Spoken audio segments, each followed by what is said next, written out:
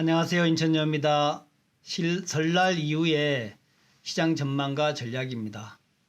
크게 봤을 때 오미크론, 우크라이나, 또 LG 엔솔, 보다 근본적인 금리 인상, 요 네 가지의 악재와 요 악재 극복 과정과 이후의 상황들, 그런 기준으로 해서 여러분들한테 방송 진행하도록 하겠습니다.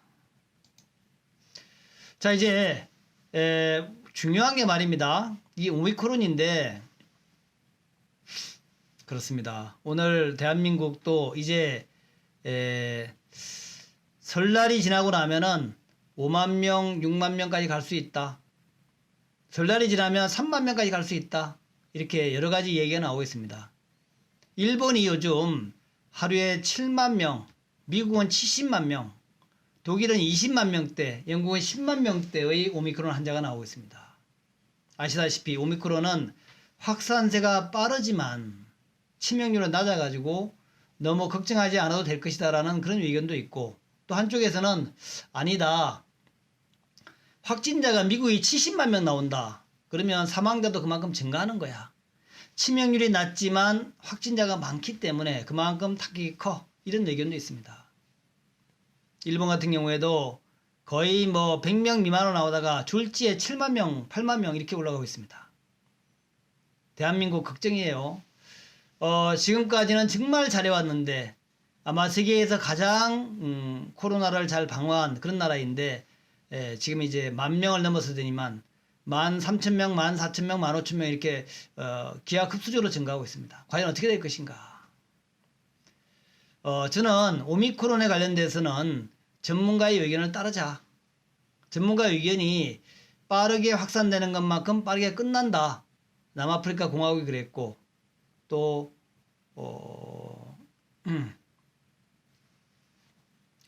또 미국도 지금 고점을 치고 내려가는 중이고, 여러 가지 상황 자체가 그런 모양을 만들고 있다. 유럽도 아마 그렇게 될 것 같다. 그래서 오미크론은 설날 이후에 대략 2월 둘째 주 정도, 그 정도가 피크가 되지 않을까, 감히 전문가가 아닌 비전문가가 예상을 해봅니다. 빨리 유행을 하고 빨리 끝나기를 기대하겠습니다. 또 치명률이 낮기 때문에 경제와 주식시장에 미치는 영향력은 그리 크지 않을 것이다. 또 정부에서도 그에 대처해서 탄력적으로 아마 영업시간 연장이나 이런 것을 아마 준비하는 것 같습니다.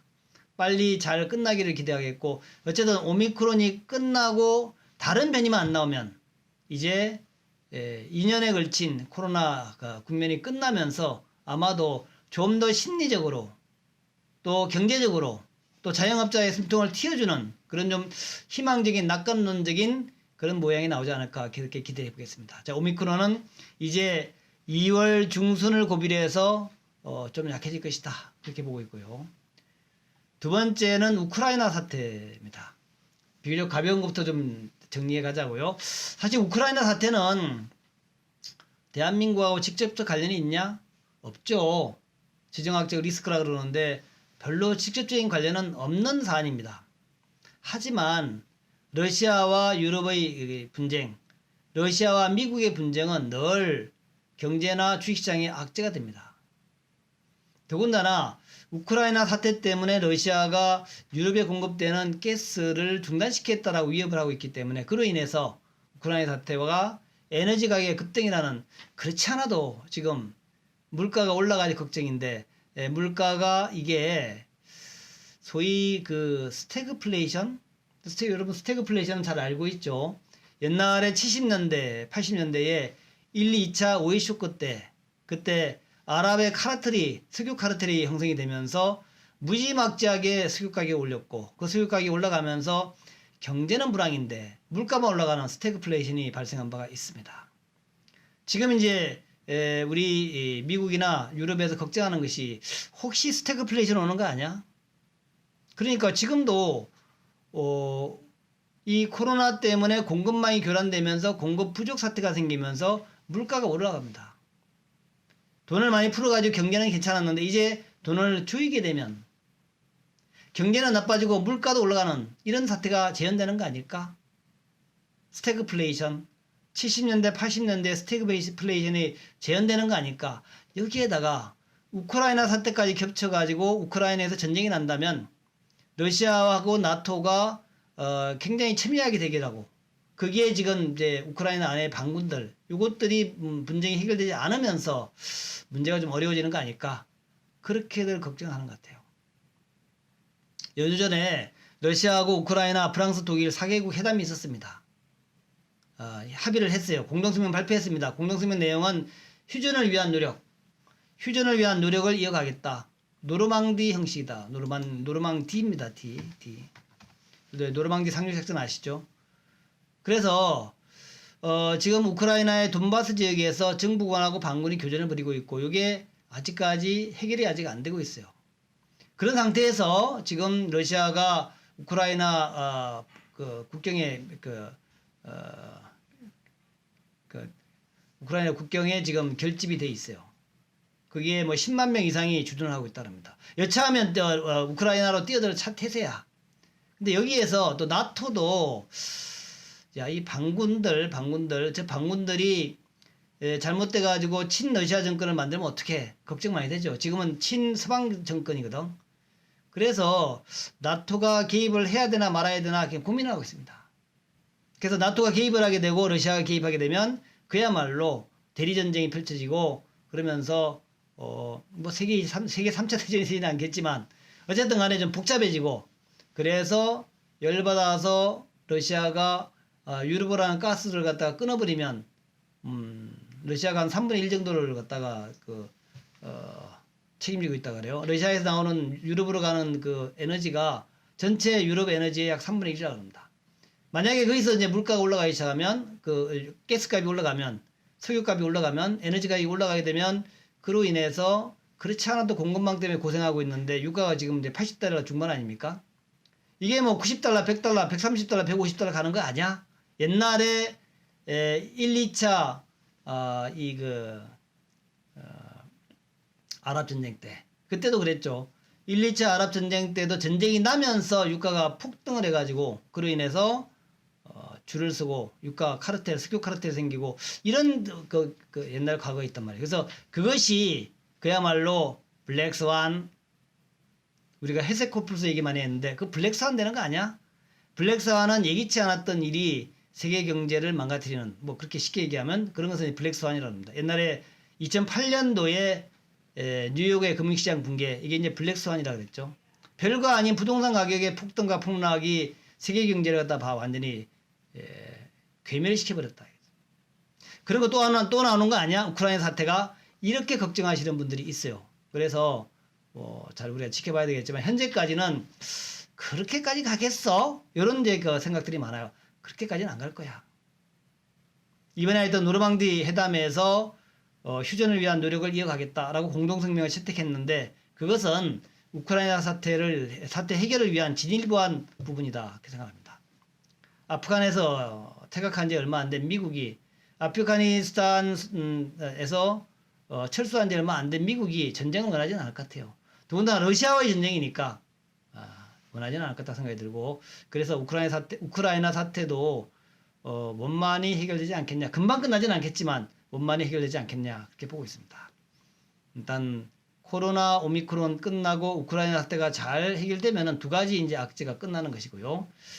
세 번째가 미국 금리예요. 이 미국 금리 문제는 계속해서 시장을 괴롭힌 테이퍼링이 시작된다부터 시작해서 금리 인상한다. 이번에는 양적 긴축에 들어간다. 이런 얘기까지 나왔습니다.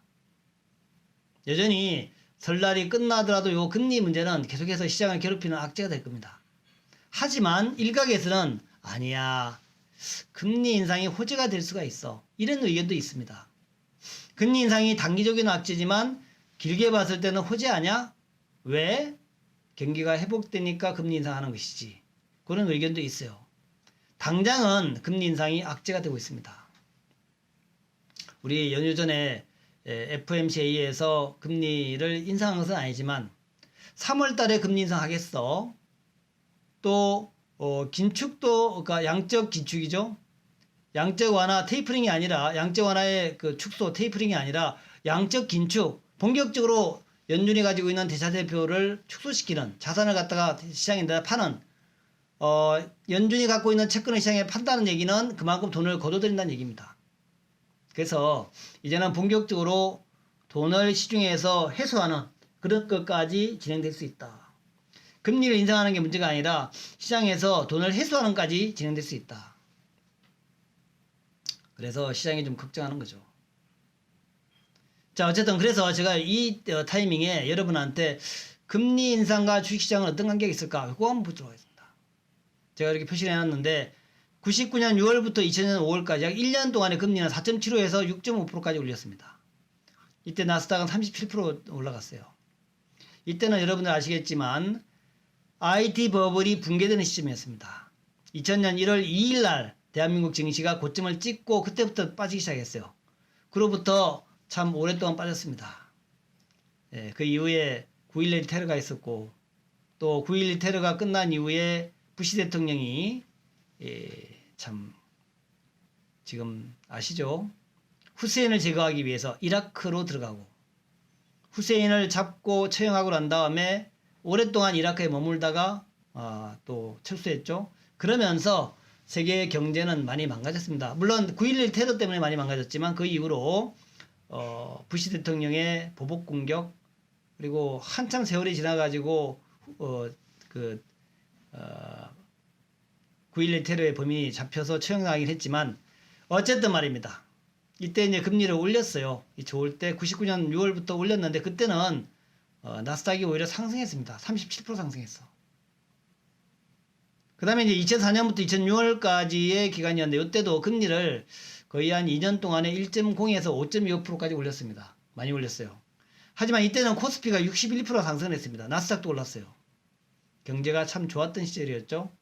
2004년부터 2006년까지 중국의 경제 부흥이 본격화되던 그런 시절이었습니다. 아주 좋았죠.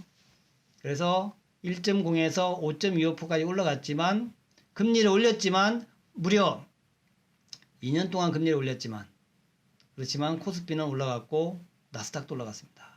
물론 초반에는 좀 흔들렸어요. 초반 한 두 달 동안 나스닥 한 7.5% 내려가고 우리나라도 2006년도에는 좀 내렸습니다만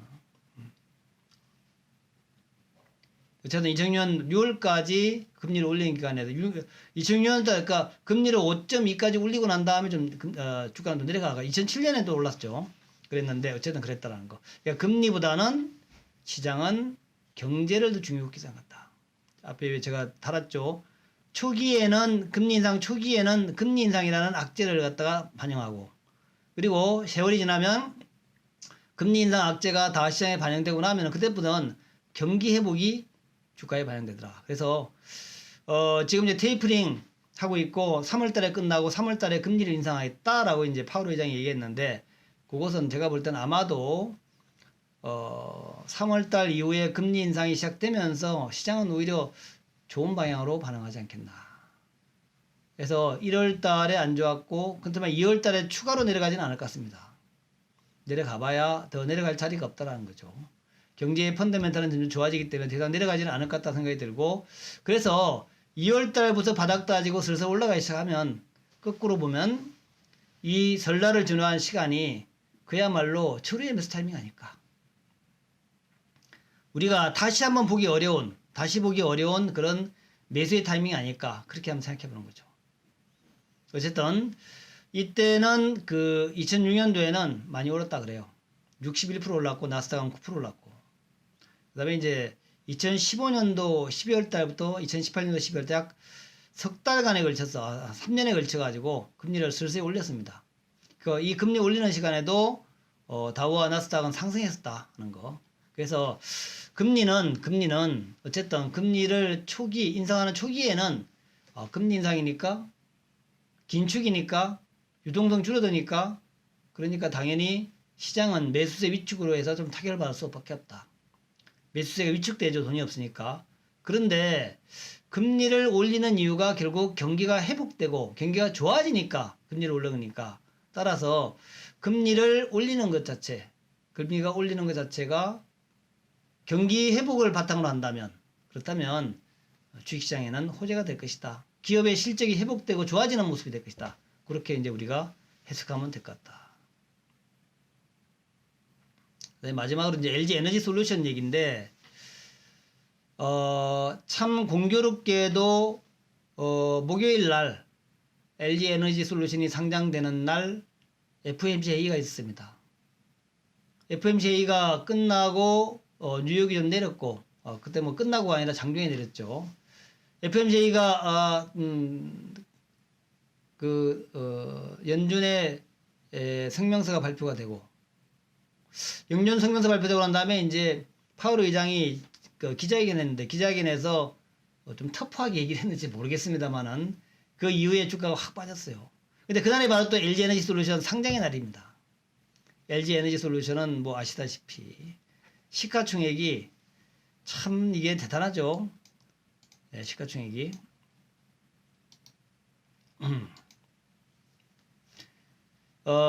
상장되는 날 종가가 시가총액이 118조였어요. 118조.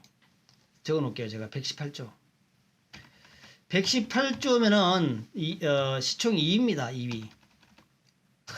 크죠. 118조. 이날 주가가 얼마에 끝났냐면 상장된 날 첫날 50만 5천원에 마감됐어. 뭐 기관들의 예측치랑 거의 비슷하게 마감이 됐습니다. 50만 5천원. 50만 원에 상장 마감됐다. 50만 원. 50만 원. 네. 마감이 됐어요.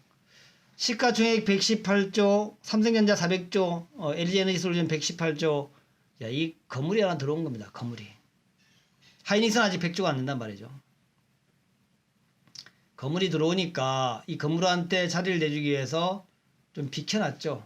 그래서 LG에너지롱, 다른 종목 숏, 지수 숏이죠. 지수 숏. 그러니까 지수를 팔고 LG에너지를 사는, 그렇게 되다 보니까 LG에너지로 돈이 몰리면서 다른 종목들의 주가는 좀 빠지면서 지수가 내려간 그런 현상이 있었다는 거죠. 물론 뉴욕 증시의 모습도 안 좋았지만 그날 상장하는 날 LG에너지 솔루션의 롱숏 전략이기 때문에 기관들과 외국인들은 롱을 할 수밖에 없는 이유가 LG에너지의 시가총액이 100조나 되는 거, 100조로 넘어가는 기업이니까 반드시 들고 있어야 돼. 코스피를 매매하기 위해선. 그리고 2차전지 ETF가 있습니다. 이 ETF가 드디어 이제 슬슬 리밸런싱을 할 겁니다. LG에너지가 들어가니까 다른 것들은 좀 팔아야 되겠죠? 그렇습니까? LG에너지가 배터리 ETF에서 LG에너지가 들어가니까 이걸 편입시키려면 다른 걸 팔아야 되겠죠.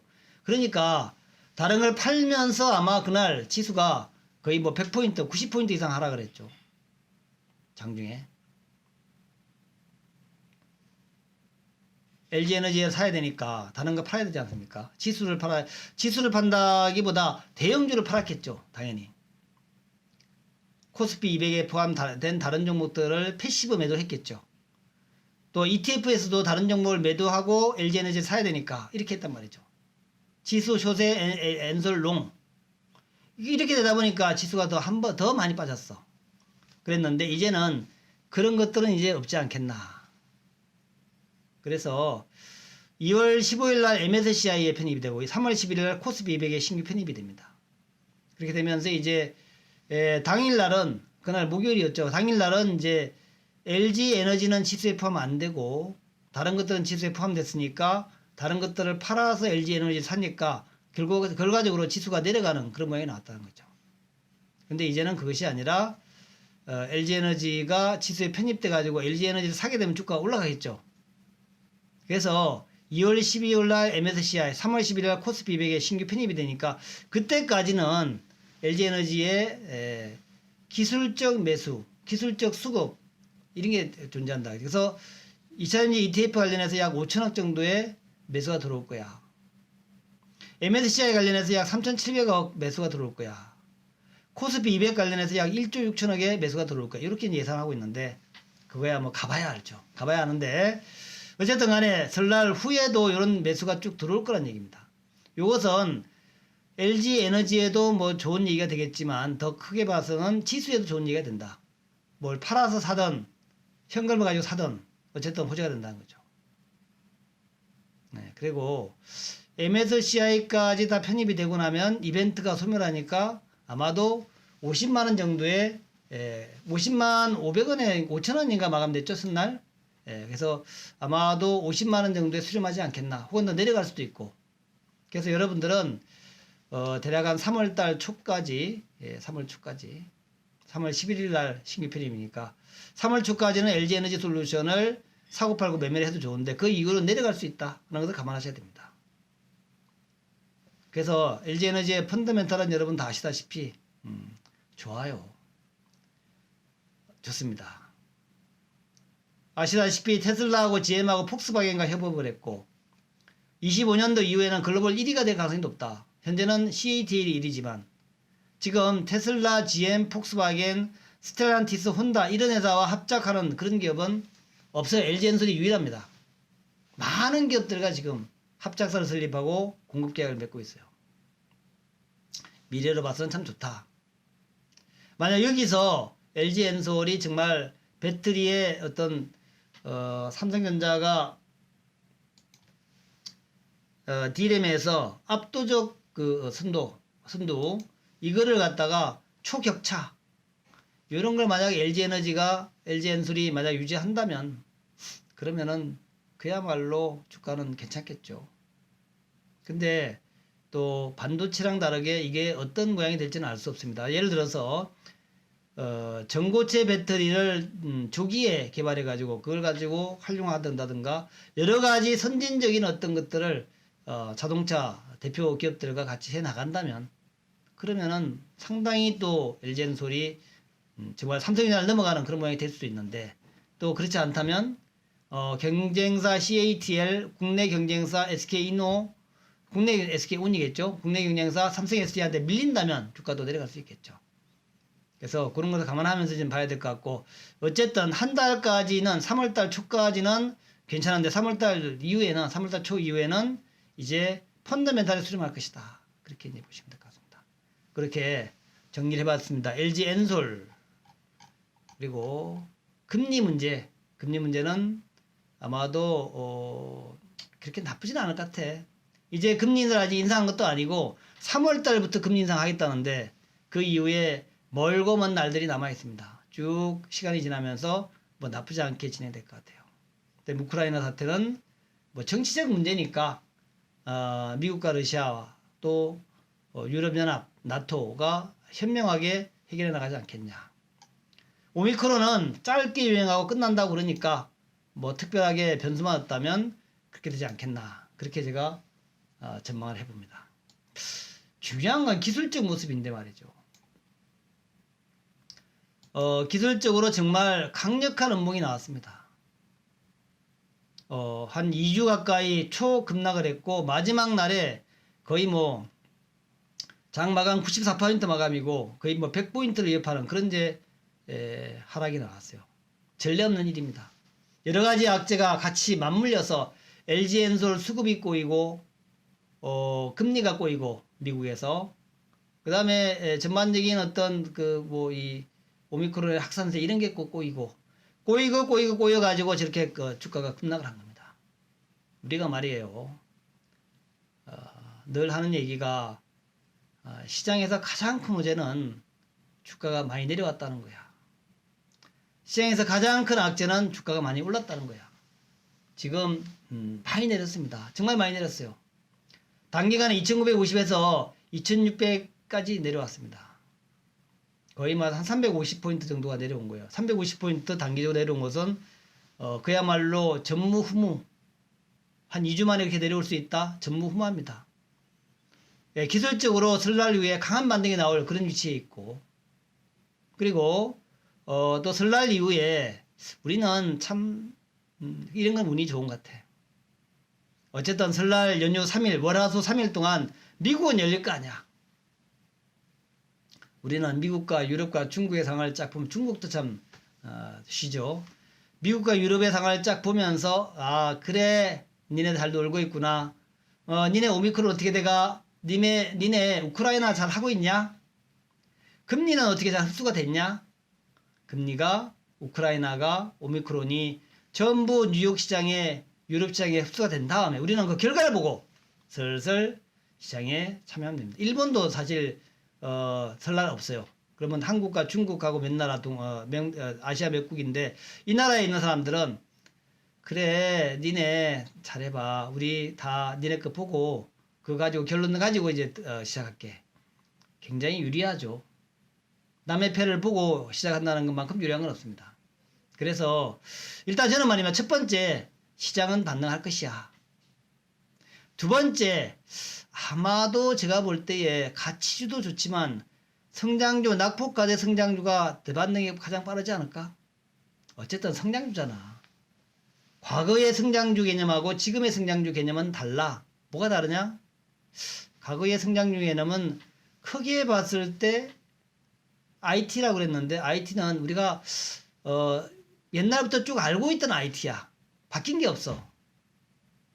근데 지금은 어떻습니까? 그런 알고 있던 IT가 아니라 우리가 지금까지 절대 보지 못했던 듣보잡, 듣고 보고 보지도 못했던 듣보잡이란 말이죠. 듣지도 보지도 못했던 뭡니까? 전기차, 뭐예요? 배터리, 뭐예요? 플랫폼, 이런 것들이 지금 성장산업의 핵심이란 말이죠. 이런 것들은 우리가 쉽게 얘기해서 4차 산업혁명이다, 그렇게 얘기를 합니다. 4차 산업의 핵심 기업들이 지금 시장의 중심에 있어. 물론 이 기업들의 주가가 많이 올랐다는 단점은 있습니다. 그래서 제가 여러분한테 여기서 몇몇 기업들의 모양을 좀 보여드릴게요. 우리나라가 아니라 글로벌 대표 성장주들의 모습. 그래서 잘 아는 테슬라 주가는 이렇게 그렇습니다. 이렇게 등락을 거듭했어. 테슬라. 빠지긴 빠졌는데 그렇게 크게 빠지는 것 같지는 않아. 주가가 좀 빠졌어. 금리 올린다니까 그래 금리 기술제 약지지 내렸어. 매도 나왔어. 하지만 크게 내려가지는 않아요. 엔비디아 좀 내렸어. 많이 내려가지는 않아. 엄청난 그 아마존닷컴도 좀 내렸죠. 아마존닷컴이 조금 피해가 있습니다. 이거는 박스권을 이탈하면서 내려왔던 모습이었고, 테슬라와 엔비디아, 아마존닷컴, 마이크로소프트, 최근에 가장 잘 나가는 종목 기업이죠. 쭉 추세가 상승했고 좀 내렸다 그러지만 뭐 크게 내린 건 아닌 것 같아. 그만큼 견조하다라고 평가하겠죠. 더 내린다는 얘기 아니라 마이크로소프트는 견조하구나. 자, 페이스북 마찬가지입니다. 주가가 내린다 하더라도 크게 내려가질 않아요. 좋습니다. 페이스북도 괜찮은 모습이다. 그 다음에 이제 알파벳 같은 경우도 이것도 뭐 여러분 다 아시다시피 알파벳, 여러분의 알파벳, 구글 알파벳, 그리고 유튜브 알파벳 좋죠. 여전히 알파벳도 시장의 중심에 있습니다. 절대 안 내려갈 것 같아. 내려가더라도 크게 안 내려갈 것 같아. 이 금리 충격만 끝나면 다시 시장의 선두에 있을, 어쨌든 기업 측면에서 봤을 때는 가장 최고의 핵심주 아니겠습니까? 저는 뉴욕에서 이런 기업들을 들고 있다면 별로 걱정 안 하겠어. 테슬라, 엔비디아, 아마존닷컴, 마이크로소프트, 페이스북, 어드밴스 마이크로 디바이스, 알파벳, 넷플릭스는 좀 다르죠. 이런 것들은 하나도 걱정 안 하겠어. 뭐 내려갈 수도 있는 거지 뭐 주식이. 세상을 끌고 가는 기업들이니까 그렇게 걱정 안 해도 될 거야. 그래서 그런 관점에서 여전히 성장주, 우리나라의 성장주, 여러분들 성장주 그러면 대표 종목으로 그렇죠. 플랫폼에 카카오, 네이버, 나머지도 많이 있습니다. 또 이번에 이제 상반기에 마켓 컬리 같은 게 상장된다 그러니까 상장되면 또 한번 모멘텀 받을 수 있겠죠.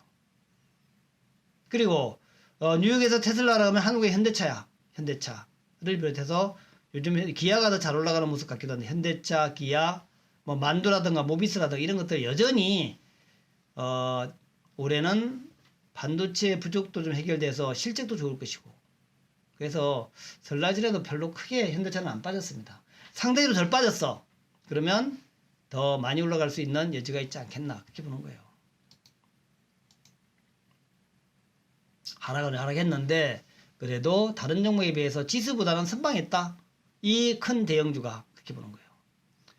또 설날 전에 LG에너지는 그렇게 끝났지만 유탄을 맞아서 LG화학과 삼성에서 이노베이션 좀 내렸는데 어쨌든 간에 그 2차전지의 미래가 밝다는 거니까 저런 것들 내렸을 때 우리가 사야죠. 사야 됩니다.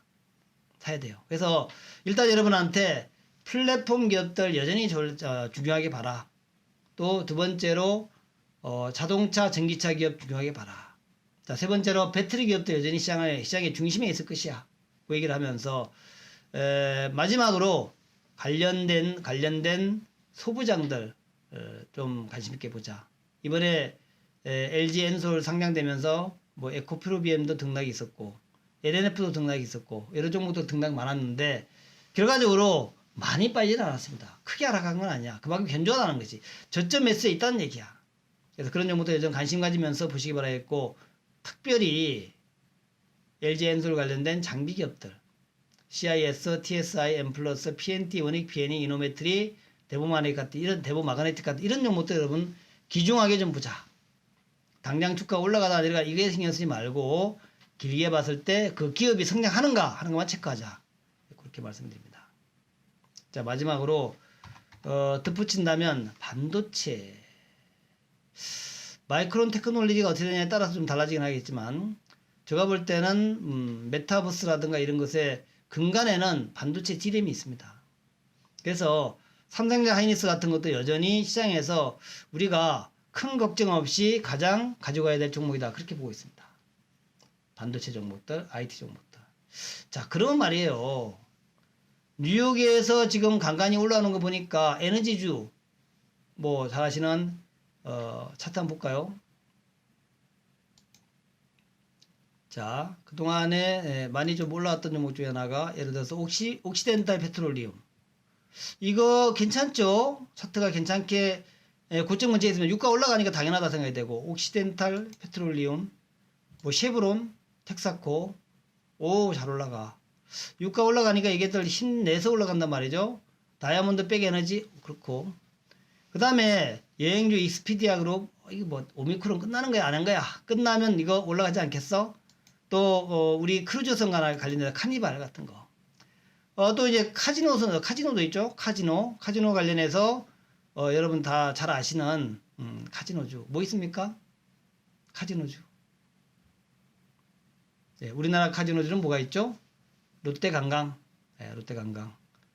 우리나라 카지노주는 또 뭐가 있죠? 네, 파라다이스 이런 게 있겠죠. 글로벌적으로는 MGM이라든가 샌디 이런 여러 가지 회사가 있습니다. 네, 샌드 그 여러 가지 있는데 아직까지는 뭐 코로나가 끝났다 해가지고 결정적인 상승을 보이는 그런 모습은 아니에요. 하지만 뭐 70만 명대니까 뭐 사실 코로나 수혜주를 위드 코로나 수혜주, 코로나 리오프닝 수혜주 이거 찾기는 쉽지가 않아. 하지만 아마도 2월달 3월로 넘어가면서 그런 종목들의 상승이 나오지 않겠나. 리오프닝 관련주도 여전히 보자. 코로나가 금방 끝나지는 않지만 지도 끝나겠지. 예, 그래서 조금 길게 봐서 설날 연휴 이후에는 그런 종목들의 흐름들, 또 우리나라 코로나가 이제 뭐 정점이 5만 명이 될지 10만 명이 될지 모르겠습니다만 정점 찍고 내려오기 시작하면 그런 종목이 슬슬 시장의 관심으로 부각될 것이다. 그래서 그런 종목들도 지금부터 열심히 가보자. 예, 그렇게 좀 말씀을 드리고, 이 참 그래요. 이 중소형주가 사실은 탄력이 좀 있습니다. 그래서 중소형주 관련해 가지고 장이 나쁠 때는 중소형주도 다 뭐 죽쓰는 거지만 장이 좋을 때는 이 중소형주가 팍팍팍 올라가는 그런 경우가 많이 있어요. 그래서 그럼 중소형주 대장은 뭘까? 반도체 소부장? 물론 2차전지 소부장은 제가 아까 말씀드렸으니까 반도체 소부장이 될 수도 있고, 야, 반도체 소부장이 아니면 반도체 소부장이 아니야? 그럼 뭐지? 예, 뭐 예를 들어 장비가 소부장이니까 뭐 예를 들어서 우리 PCB 종목이 될 수 있어요. 이것도 사실은 뭐 부품주에 속하니까 이런 소부장 부품주 이런 거 잘 보시기 바라겠고, 그다음에 이제 그 정치 관련해서 사실 그 정치 인맥주는 좀 별로예요. 인맥주는 사실 연관관계가 크지 않아 가지고 저는 인맥주는 별로야. 그런데 인맥주가 아니고 정책주들, 예를 들면 원자력 관련 거 이런 것은 우리가 한번 기대해 볼 수 있는 부분이 있다. 그래서 원자력 관련해서 대표 종목은 뭐 잘 아시는 두산중공업. 사실 주가의 하방이 좀 있습니다. 두산중공업 말고 또 뭐 있을까? 한전기술이 있겠죠. 이것도 주가의 하방이 좀 있어요. 한 2개월 정도 단단하게 바닥을 다지는 그런 모습 보입니다. 한전산업도 마찬가지예요. 조금 끼 있는 종목은 예를 들어서 우진이라든가 일진파워라든가 에너토크 같은 종목들 이런 것들, 심지어는 보성파워텍도 이제 원래는 원자력 관련주긴 합니다. 보성파워텍도 요즘은 전쟁 관련주가 아니라 원자력 관련주다 그래가지고 부각이 됩니다. 그래서 대선 관련주에서는 우리가 정책 관련주로 원자력 관련주 한번 봐보자. 네, 그렇게 좀 말씀을 드릴게요.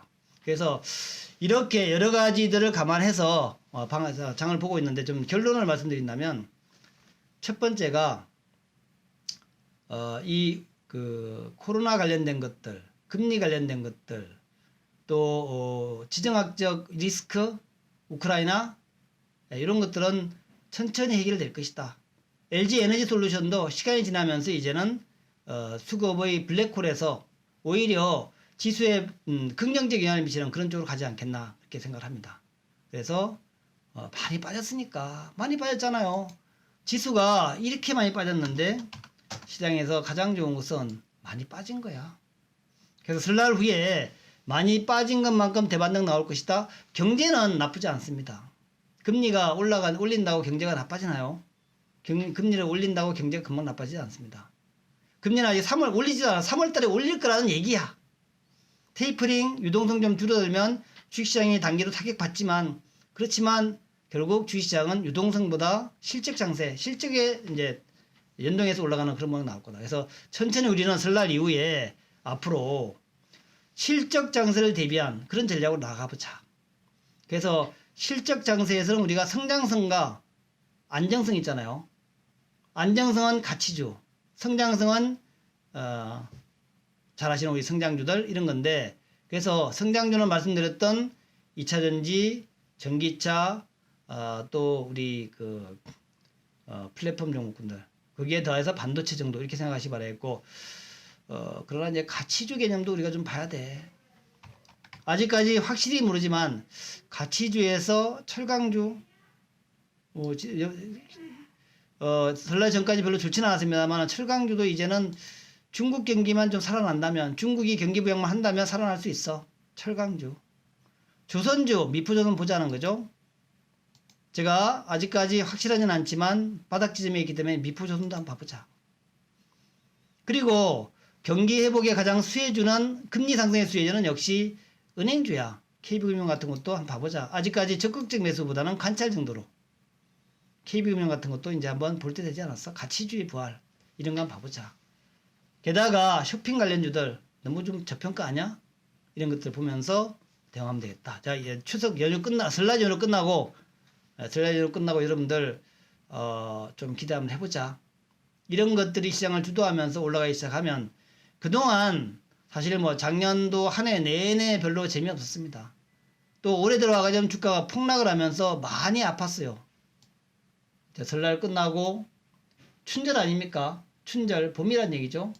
춘절, 봄인데 봄이 시작되면서 주식시장에서도 봄이 오기를 기대합니다.